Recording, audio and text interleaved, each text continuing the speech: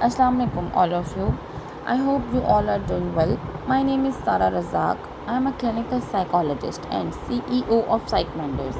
I would like to extend a warm welcome to all of you who has joined us through this platform. I'm very much confident that this platform will be incredible, valuable for both recent graduates and current students. Inshallah, you will have the opportunity to learn from our experiences, insights, and develop skills to support and facilitate mental health discussions in your surroundings, in your communities. Nowadays, it's very essential to recognize that mental health is not an illness. हम लोगों की जो society है या हम जिस society में रह रहे हैं वहाँ पर इस चीज़ को इतना नेगेटिवली एवेल्युएट किया जाता है कि हम इस चीज़ पर डिस्कशन ही नहीं करना चाहते। हमें किसी किस्म की टेंशन हो रही है, हमें किसी किस्म का ऐसा स्ट्रेस है जिसको हम कोप अप नहीं कर पा रहे हैं। हम ज़रूरत ही महसूस नहीं करते कि अगर हम खुद से कुछ नहीं कर पा रहे तो हम किसी प्रोफेशनल से हेल्प ले लें। क्योंकि हमारे दिमागों में ये चीज़ इतनी बुरी तरह से फिक्स कर दी गई है, लेवलाइज कर दिया जाता है हर चीज़ को कि ये एक ऐसी बीमारी है जो ट्रीट नहीं हो सकती। ऐसी बीमारी है जिससे जो लोगों को पता चलेगा तो वो लोग क्या कहेंगे। तो बीइंग अ साइकोलॉजिस्ट, ठीक है, as a society we must stand together to support and empower that individuals who may be struggling. हमें नहीं पता लेकिन बहुत सारे लोग स्ट्रगल कर रहे हैं, तो हमें जो है वो उन सबको सपोर्ट करना है। Now I am moving towards the topic which I want to discuss with you. जो टॉपिक मैंने आज चूज़ किया है वो है self care. Self care is not a selfish building, a sustainable routine. हमारे पास इतना टाइम ही नहीं है कि हम सेल्फ केयर करें।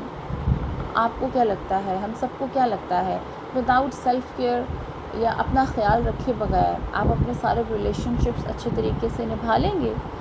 हम बग़ैर अपनी सेहत का ख्याल किए हुए हम अपने सारे रोज़ मामूल के जितने भी काम हैं वो हम पूरे कर सकते हैं? आप में से बहुत सारे लोग जॉबियंस होंगे, आप में से बहुत सारे लोग पेरेंट्स होंगे, ठीक है, आप में से बहुत सारे लोग जो हैं वो घर के साथ साथ बाहर भी मैनेज कर रहे होंगे। आप लोगों को क्या लगता है कि ये सारी चीज़ें बस इसी उसमें के लिए हैं कि आप जो है वो सिर्फ़ अपना इनपुट दी जाएं, और वो इनपुट आप कब तक दे सकते हैं? ठीक है, तो ये सारे छोटे छोटे से फैक्टर्स हैं जो मैं डिस्कस करना चाहूँगी, जिस पर हम काम करके सबसे पहले जो है वो ख़ुद का ख़याल रख के फिर दूसरों का ख़याल रख सकते हैं, और ये काम भी हम कर सकते हैं। ठीक है, तो सेल्फ़ केयर जो है वो बहुत ज़्यादा ज़रूरी है। अब सेल्फ़ केयर को भी हमने डिफरेंट कैटेगरीज़ में डिवाइड कर लिया है। सेल्फ़ केयर को भी हम समझते हैं कि हम अगर सेल्फ़ केयर करेंगे तो लोग क्या कहेंगे, या अगर आपने दो चीज़ों में से एक चीज़ चूज़ कर ली है, एक आपके फ़ायदे की एक दूसरे फ़ायदे की है, वो आपने अगर अपने फ़ायदे की चूज़ कर ली है तो लोग तो मुझे सेल्फ़िश कहेंगे, मैं ऐसा कैसे कर सकती हूँ या वो ऐसा कैसे कर सकता है। नो, ये वो चीज़ें हैं जिन पर हमें काम करने की ज़रूरत है। Being a practitioner, being a psychologist, being a mother, being a parent, आपकी जो है वो सेल्फ़ केयर की सबसे ज़्यादा रिस्पॉन्सिबिलिटी है। अब सेल्फ़ केयर है क्या? सिर्फ़ अब पहनना ओढ़ना, या आप कह लें कि अपने हाइजीन्स का ख़याल रखना, या सिर्फ़ ये वाली सिर्फ़ सेल्फ़ केयर की मैं बात नहीं कर रही हूँ।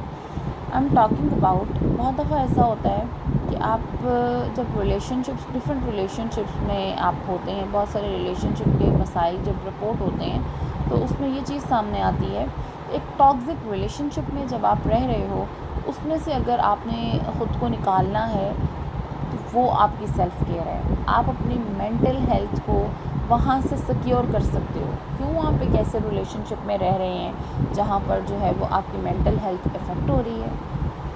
ये वो सवाल हैं जो हमें लोगों से पूछने हैं, या जो हमें सबसे पहले ख़ुद से पूछने हैं, जिसके बाद हम जो है वो ख़ुद के साथ साथ अपनी सोसाइटी के जितने भी लोग हैं उनको भी फैसिलिटेट कर सकते हैं। मैंने कुछ स्ट्रेटजीज़ यहाँ पर डिस्कस करनी है ताकि जो है वो ये वो स्ट्रेटजीज़ हैं जो जनरली हम यूज़ कर सकते हैं। सबसे पहले अपने साथ, अपने सराउंडिंग्स में लोगों के साथ, फिर आप जो हैं वो अगर आपको लगता है कि इन स्ट्रेटजीज़ से काम नहीं चला, क्योंकि ये तो मैंने जनरल अज्यूम की है ना, बाकी जितने भी मसाइल हैं सेल्फ़ केयर से रिलेटेड या और भी जितने भी इलनेस से रिलेटेड या जितने भी मसाइल जो कि आप लोगों को लगता है कि वो ओपन डिस्कस नहीं किए जा सकते, तो उसको डिस्कस करने के लिए पहले इन जनरल स्ट्रेटजीज़ को समझना बहुत ज़रूरी है। फ़र्स्ट ऑफ़ ऑल माइंडफुलनेस की हम बात करते हैं।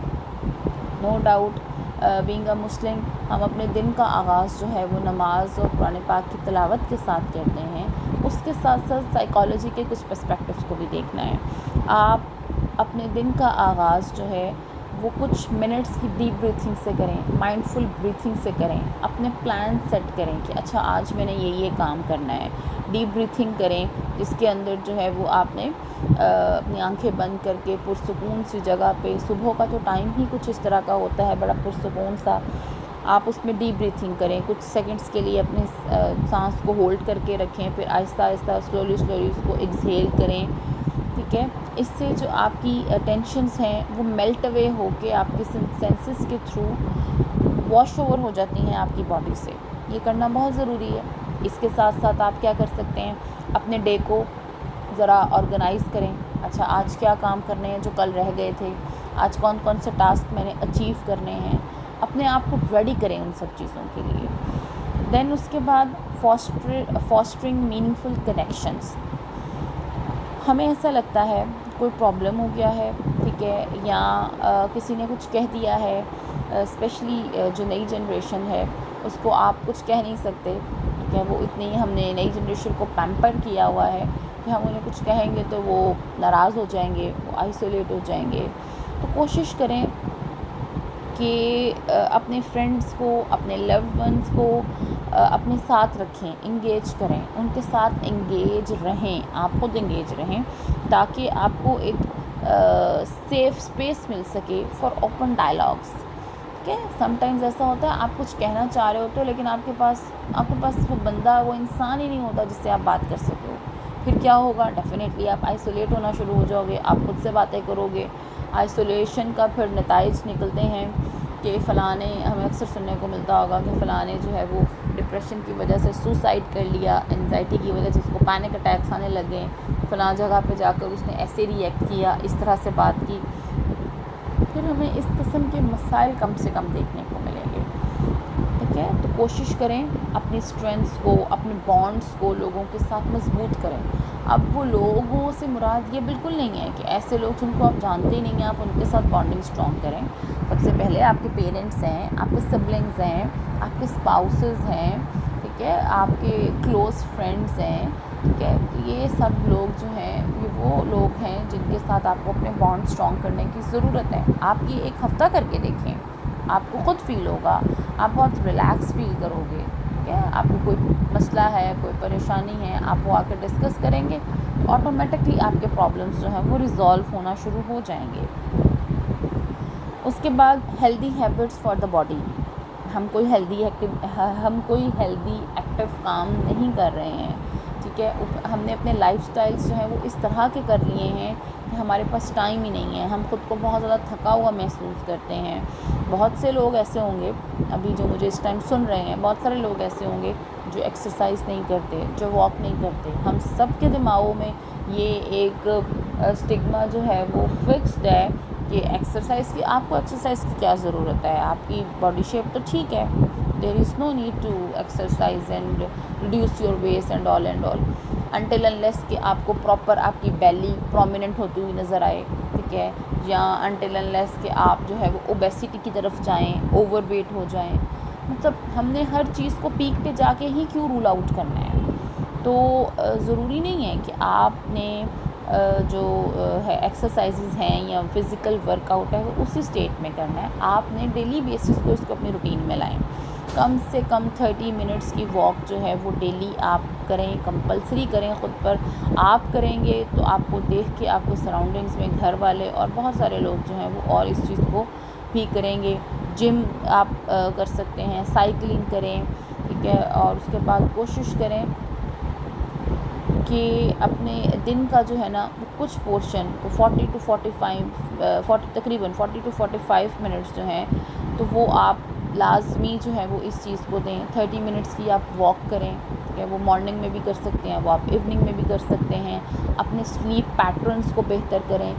हम लोगों ने बहुत ज़्यादा जो है वो स्लीप पैटर्न्स भी उस पर भी हम रिजिड हुए में, रात को लेट जागना, सुबह लेट उठना, डेफिनेटली फिर उसके अकॉर्डिंग आपकी वो होती है, नींद भी डिस्टर्ब होती है। 7 to 8 आवर्स की नींद जो है वो आप प्रॉपर लें ताकि आप जब सुबह उठें तो हेल्दी और अच्छा फील करें, ठीक हो गया। इसी तरह से खाने पीने में न्यूट्रिशन पर्सपेक्टिव से हम रिच डाइट्स बिल्कुल नहीं लेते। सब लोग जो मुझे सुन रहे हैं इसमें से जो है वो शायद कोई 1-2% ऐसे लोग हों जो हेल्दी डाइट लेते हैं, अदरवाइज़ जंक फूड चल रहे हैं, ठीक है।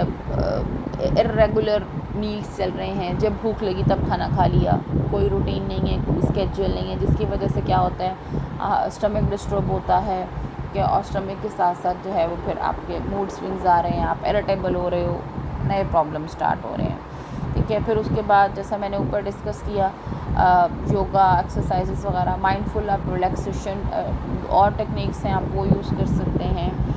उसके अलावा सोशल कनेक्शन एंड सपोर्ट जो है वो आपका स्ट्रॉन्ग होना जो है वो बहुत ज़रूरी है। तो ये सारी चीज़ें जो हैं वो एक हेल्दी हैबिट्स के अंदर जो है वो इंक्लूड होती हैं, जो कि करनी बहुत ज़रूरी हैं, तब ही आप जो है वो चीज़ों को बेहतर तरीके से डील कर सकते हैं।